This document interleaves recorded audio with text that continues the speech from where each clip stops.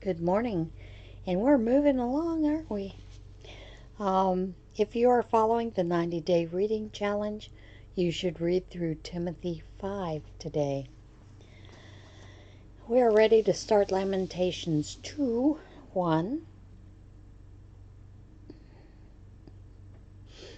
Now, let's open up with a prayer like we normally do. Dear Heavenly Father, we come to you today asking for wisdom to discern the words that are before us today. We ask that you send each of us just a bit more love and understanding of your very word today. We praise you and thank you for your eternal gift. We ask for the wisdom to understand these words. In Jesus' name, amen. Lamentations is kind of a weird chapter, for me. I know that it's considered what they call a acrostic poem, which means it starts with the letter of the Hebrew alphabet, but I don't know Hebrew. So, we're just going to read it as is. Oh, how the Lord has covered the daughter of Zion with the cloud of his anger. He has hurled down the splendor of Israel from heaven to earth. He has not remembered his footstool in the day of his anger. Without pity the Lord has swallowed up all the dwellings of Jacob. In his wrath he has torn down the strongholds of the daughter of Judah. He has brought her kingdom and its princes down to the ground in dishonor. In fierce anger he has cut off every horn of Israel. He has withdrawn his right hand at the approach of the enemy. He has burned in Jacob like a flaming fire that consumes everything around it. Like an enemy he has strung his bow. His right hand is ready. Like a foe he has slain all who were pleasing to the eye. He has poured out his wrath like fire on the tent of the daughter of Zion. The Lord is like an enemy. He has swallowed up Israel. He has swallowed up all her palaces and destroyed her strongholds. He has multiplied mourning and lamentation for the daughter of Judah. He has laid waste his dwelling like a garden. He has destroyed his place of meeting. The Lord has made Zion forget her appointed feast and her Sabbaths. In his fierce anger he has spurned both king and priest. The Lord has rejected his altar and abandoned his sanctuary.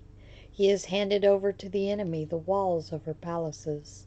They have raised a shout in the house of the Lord, as on the day of an appointed feast. The Lord determined to tear down the wall around the daughter of Zion. He stretched out a measuring line and did not withhold his hand from destroying. He made ramparts and walls lament. Together they wasted away. Her gates have sunk into the ground. Their bars he has broken and destroyed. Her king and her princes are exiled among the nations. The law is no more, and her prophets no longer find visions from the Lord. The elders of the daughter of Zion sit on the ground in silence. They have sprinkled dust on their heads and put on sackcloth. The young women of Jerusalem have bowed their heads to the ground. Bowed. My eyes fail from weeping. I am in torment within. My heart is poured out on the ground because my people are destroyed, because children and infants faint in the streets of the city. They say to the mothers, "Where is bread and wine?" As they faint like wounded men in the streets of the city, as their lives ebb away in their mother's arms. How can I say for you? What can I say for you? With what can I compare you, O daughter of Jerusalem? To what can I liken you that I may comfort you, O virgin daughter of Zion? Your wound is as deep as the sea. Who can heal you? The visions of your prophets were false and worthless. They did not expose your sin to ward off your captivity. The oracles they gave you were false and misleading. All who pass your way clap their hands at you. They scoff and shake their heads at the daughter of Jerusalem. Is this the city that was called the perfection of beauty, the joy of the whole earth? All your enemies open their mouths wide against you. They scoff and gnash their teeth, and say, "We have swallowed her up. This is the day we have waited for. We have lived to see it." The Lord has done what he planned. He has fulfilled his word, which he decreed long ago. He has overthrown you without pity. He has let the enemy gloat over you. He has exalted the horn of your foes. The hearts of the people cry out to the Lord. O wall of the daughter of Zion, let your tears flow like a river day and night. Give yourself no relief, your eyes no rest. Arise, cry out in the night, as the watches of the night begin. Pour out your heart like water in the presence of the Lord. Lift up your hands to him for the lives of your children, who faint from hunger at the head of every street. Look, O Lord, and consider, whom have you treated like this? Should women eat their offspring, the children they have cared for?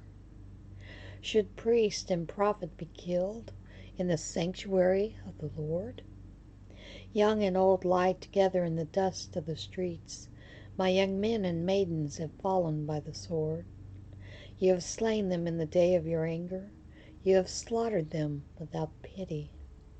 As you summoned to a feast day, so you summoned against me terrors on every side. In the day of the Lord's anger, no one escaped or survived. Those I cared for and reared, my enemy has destroyed. I am the man who has seen affliction by the rod of his wrath. He has driven me away and made me walk in darkness rather than light. Indeed, he has turned his hand against me again and again, all day long. He has made my skin and my flesh grow old, and has broken my bones. He has besieged me and surrounded me with bitterness and hardship. He has made me dwell in darkness like those long dead. He has walled me in so I cannot escape. He has weighed me down with chains. Even when I call out or cry for help, he shuts out my prayer. He has barred my way with blocks of stone. He has made my paths crooked. Like a bear lying in wait, like a lion in hiding, he dragged me from the path and mangled me, and left me without help. He drew his bow and made me the target for his arrows. He pierced my heart with arrows from his quiver. I became the laughingstock of all my people. They mocked me in song all day long. He has filled me with bitter herbs and sated me with gall. He has broken my teeth with gravel. He has trampled me in the dust. I have been deprived of peace. I have forgotten what prosperity is. So I say, my splendor is gone, and all that I hoped from the Lord. I remember my affliction and my wandering, the bitterness and the gall. I well remember them, and my soul is downcast within me. Yet to this I call to mind, and therefore I have hope. Because of the Lord's great love we are not consumed, for his compassions never fail. They are new every morning. Great is your faithfulness. I say to myself, the Lord is my portion, therefore I will wait for him. The Lord is good to those who hope is in him, to the one who seeks him. Is it good to wait quietly for the salvation of the Lord? It is good for a man to bear the yoke while he is young. Let him sit alone in silence, for the Lord has laid it on him. Let him bury his face in the dust. There may yet be hope. Let him offer his cheek to one who would strike him, and let him be filled with disgrace. For men are not cast off by the Lord forever. Though he brings grief, he will show compassion. So great is his unfailing love. For he does not willingly bring affliction or grief to the children of men. To crush underfoot all prisoners in the land, to deny a man his rights before the Most High, to deprive a man of justice. Would not the Lord see such things? Who can speak and have it happen if the Lord has not decreed it? It is not from the mouth of the Most High that both calamities and good things come. Why should any living man complain when punished for his sins? Let us examine our ways and test them. Let us return to the Lord. Let us lift up our hearts and our hands to God in heaven and say, we have sinned and rebelled, and you have not forgiven. You have covered yourself with anger and pursued us. You have slain without pity. You have covered yourself with a cloud so that no prayer can get through. You have made us scum and refuse among the nations. All our enemies have opened their mouths wide against us. We have suffered terror and pitfalls, ruin and destruction. Streams of tears flow from my eyes because my people are destroyed. My eyes will flow unceasingly without relief until the Lord looks down from heaven and sees. What I see brings grief to my soul because of all the women of my city. Those who were my enemies without cause hunted me like a bird. They tried to end my life in a pit and threw stones at me. The waters closed over my head, and I thought I was about to be cut off. I called on your name, O Lord, from the depths of the pit. You heard my plea. Do not close your ears to my cry for relief. You came near when I called you, and you said, do not fear. O Lord, you took up my cause, my case. You redeemed my life. You have seen, O Lord, the wrong done to me. Uphold my cause. You have seen the depth of their vengeance, all their plots against me. O Lord, you have heard their insults, all their plots against me. What my enemies whisper and mutter against me all day long. Look at them sitting or standing. They mock me in their songs. Pay them back what they deserve, O Lord, for what their hands have done. Put a veil over their hearts, and may your curse be on them. Pursue them in anger and destroy them from under the heavens of the Lord.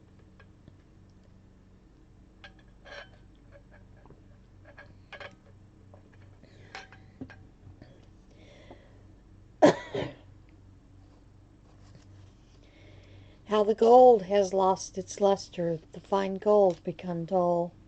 The sacred gems are scattered at the head of every street. How the precious sons of Zion, once worth their weight in gold, are now considered as pots of clay, the work of a potter's hands. Even jackals offer their breasts to nurse their young, but my people have become heartless, like ostriches in the desert. Because of the thirst, the infant's tongue sticks to the roof of its mouth. The children beg for bread, but no one gives it to them. Those who once ate delicacies are destitute in the streets. Those nurtured in purple now lie in ash heaps. The punishment of my people is greater than that of Sodom, which was overthrown in a moment without a hand turned to help her. Their princes were brighter than snow and whiter than milk. Their bodies more ruddy than rubies, their appearances like sapphires. But now they are blacker than soot. They are not recognized in the streets. Their skin has shriveled on their bones. It has become dry as a stick. Those killed by the sword are better off than those who die of famine. Racked with hunger, they waste away for lack of food from the field. With their own hands compassionate women have cooked their own children, who became their food when my people were destroyed. The Lord has given full vent to his wrath. He has poured out his fierce anger. He kindled a fire in Zion that consumed her foundations.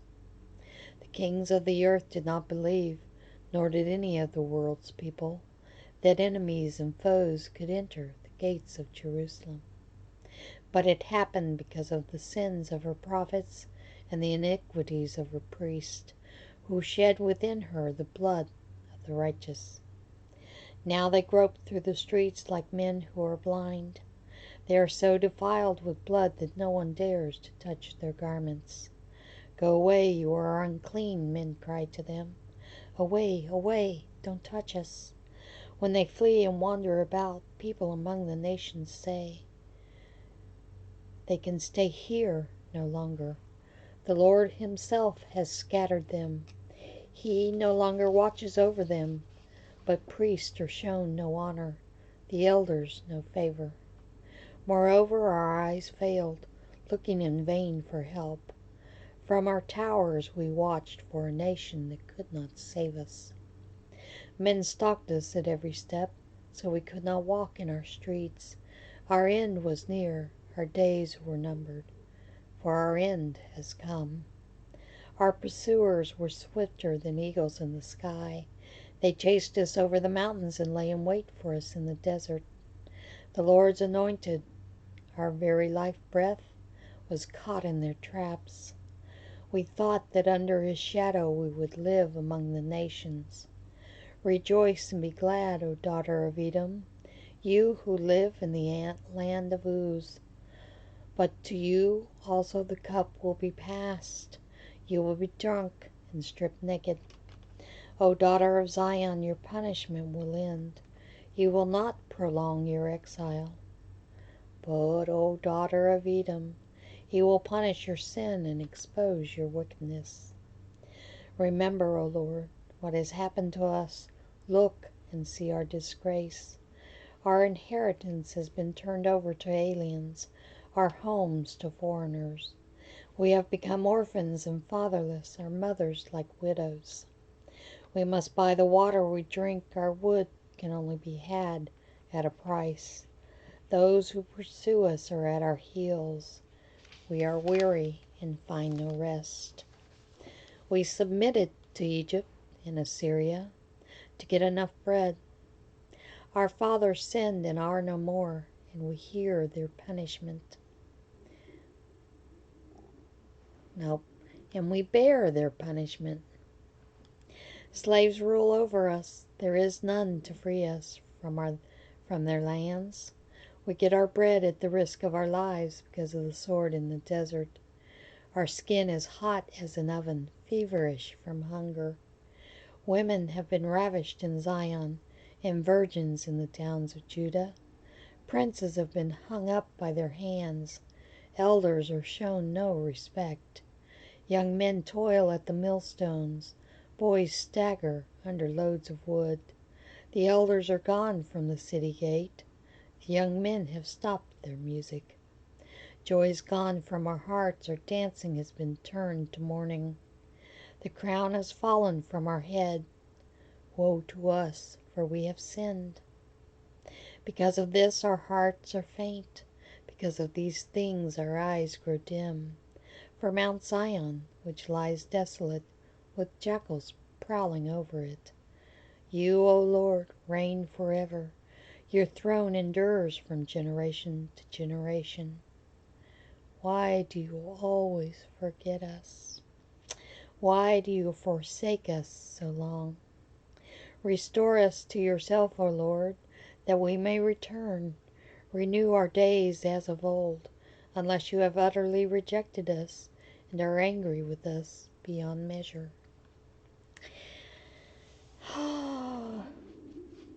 And now we are ready to start Ezekiel.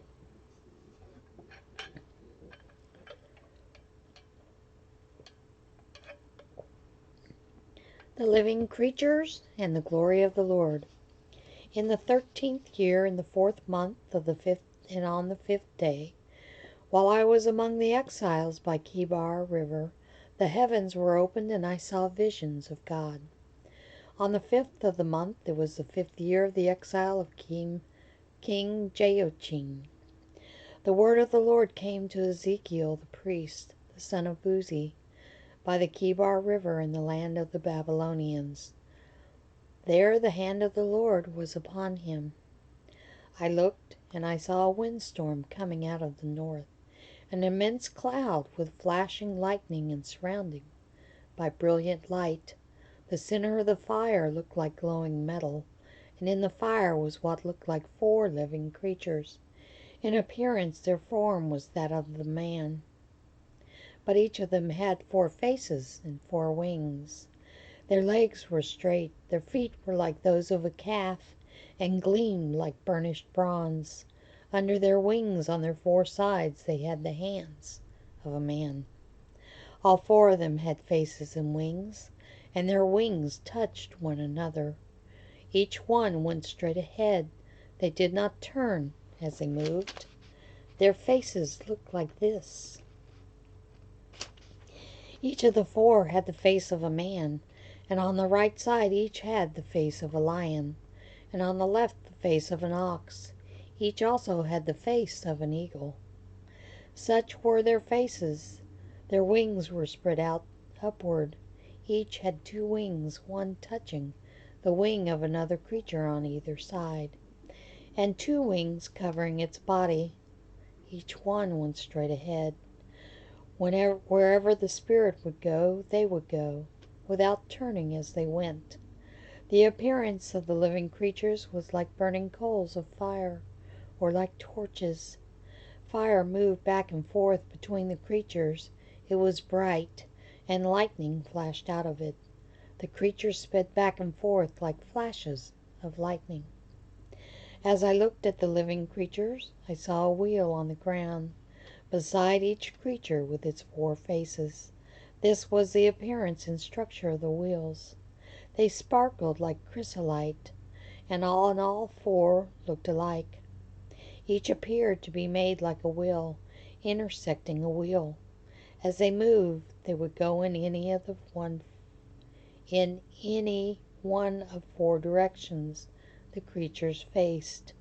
The wheels did not turn about as the creatures went. Their rims were high and awesome, and all 4 rims were full of eyes all around. When the living creatures moved, the wheels beside them moved. And when the living creatures rose from the ground, the wheels also rose.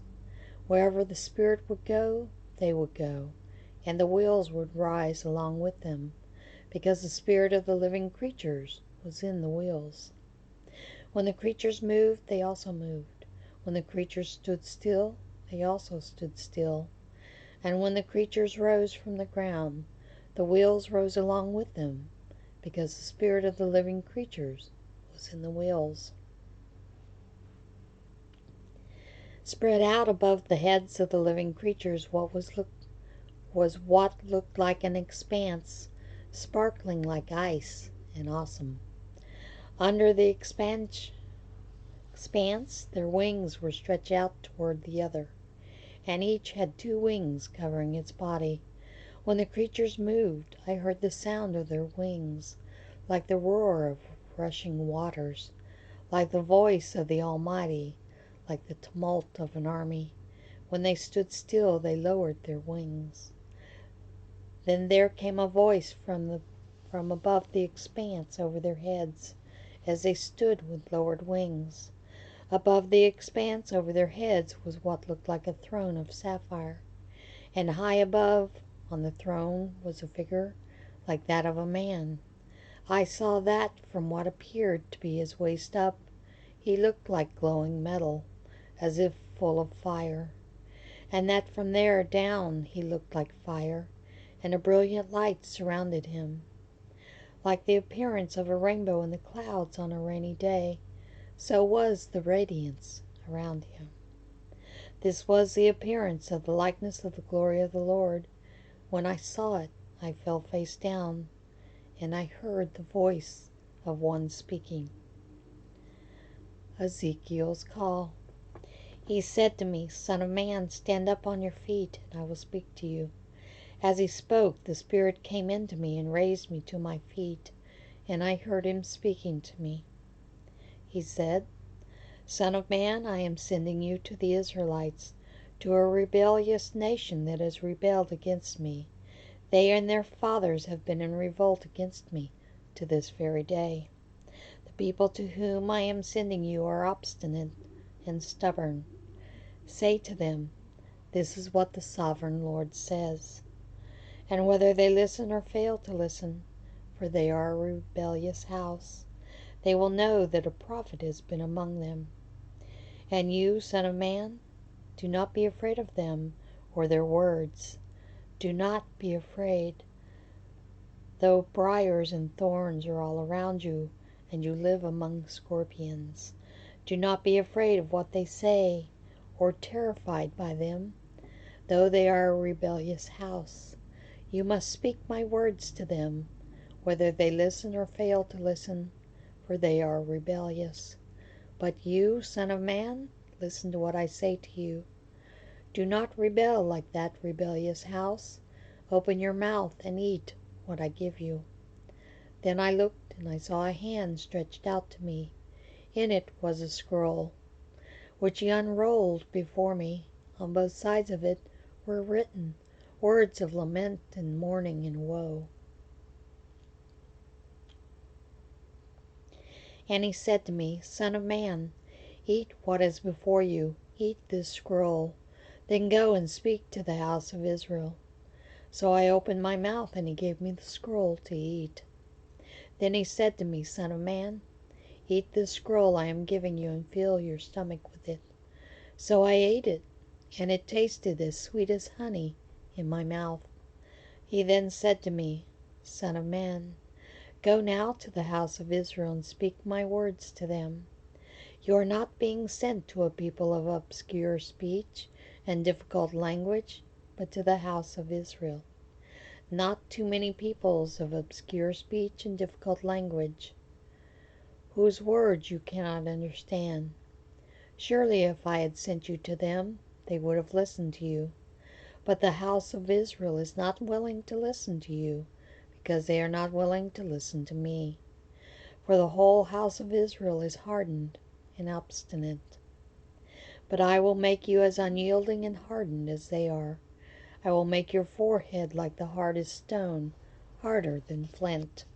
Do not be afraid of them or terrified by them, though they are a rebellious house. And he said to me, Son of man, listen carefully and take to heart all the words I speak to you.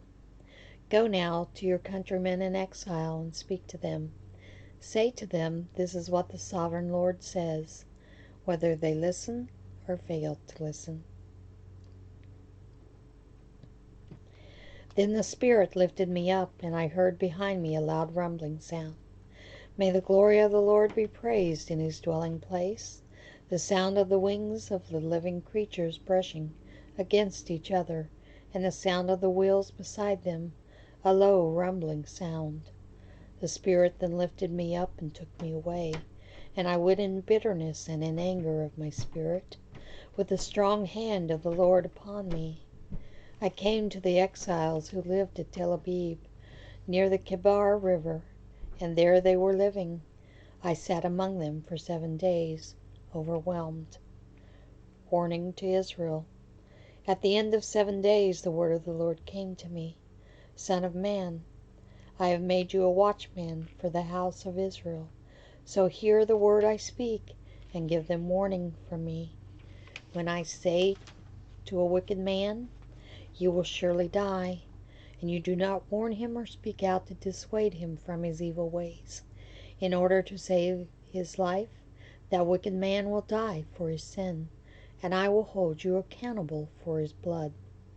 But if you do warn the wicked man, and he does not turn from his wickedness or from his evil ways, he will die for his sin, but you will have saved yourself. Again, when a righteous man turns from his righteousness and does evil, and I put a stumbling block before him, he will die. Since you did not warn him, he will die for his sin. The righteous things he did will not be remembered, and I will hold you accountable for his blood. But if you do warn the righteous man not to sin, and he does not sin, he will surely live because he took warning, and you will have saved yourself. The hand of the Lord was upon me there, and he said to me, Get up and go out of the plain, and therefore I will speak to you. So I got up and went out to the plain, and the glory of the Lord was standing there, like the glory I had seen by the Kebar River, and I fell face down. Then the Spirit came into me and raised me to my feet. He spoke to me and said, Go, shut yourself inside your house. And you, son of man, they will tie with ropes. You will be bound so that you cannot go out among the people. I will make your tongue stick to the roof of your mouth, so that you will be silent and unable to rebuke them, though they are a rebellious house. But when I speak to you, I will open your mouth, and you shall say to them, This is what the Sovereign Lord says. Whoever will listen to him, listen, and whoever will refuse, let him refuse, for they are a rebellious house. Siege of Jerusalem symbolized. Now, son of man, take a clay tablet, put it in front of you, and draw the city of Jerusalem on it. Then lay siege to it, erect siege works against it, build a ramp up to it. Set up camps against it, and put battering rams around it. Then take an iron pan, place it as an iron wall between you and the city, and turn your face toward it. It will be under siege, and you shall besiege it. This will be a sign to the house of Israel. Then lie on your left side, and put the sin of the house of Israel between yourself. You are to bear their sin for the number of days you lie on your side. I have assigned you the same number of days as the years of their sin. So for 390 days you will bear the sin of the house of Israel. After you have finished this, lie down again, this time on your right side, and bear the sin of the house of Judah. I have assigned you 40 days, a day for each year. Turn your face toward the siege of Jerusalem, and with bared arm prophesy against her. I will tie you up with ropes so that you cannot turn from one side to the other until you have finished the days of your siege. Take wheat and barley, beans and lentils, millet and spelt, put them in the storage jar, and use them to make bread for yourself. You are to eat it during the 390 days you lie on your side. Weigh out 20 shekels of food to eat each day, and eat it at set times. Also measure out 1/6 of a hin of water, and drink it at set times. Eat the food as you would a barley cake. Bake it in the sight of the people, using human excrement for fuel. The Lord said, In this way the people of Israel will not eat defiled food among the nations where I will drive them. Then I said, Not so, Sovereign Lord. I have never defiled myself. From my youth until now I have never eaten anything found dead or torn by wild animals. No unclean meat has ever entered my mouth. Very well, he said. I will let you bake your own bread over cow manure instead of human excrement. He then said to me, Son of man, I will cut off the supply of food in Jerusalem.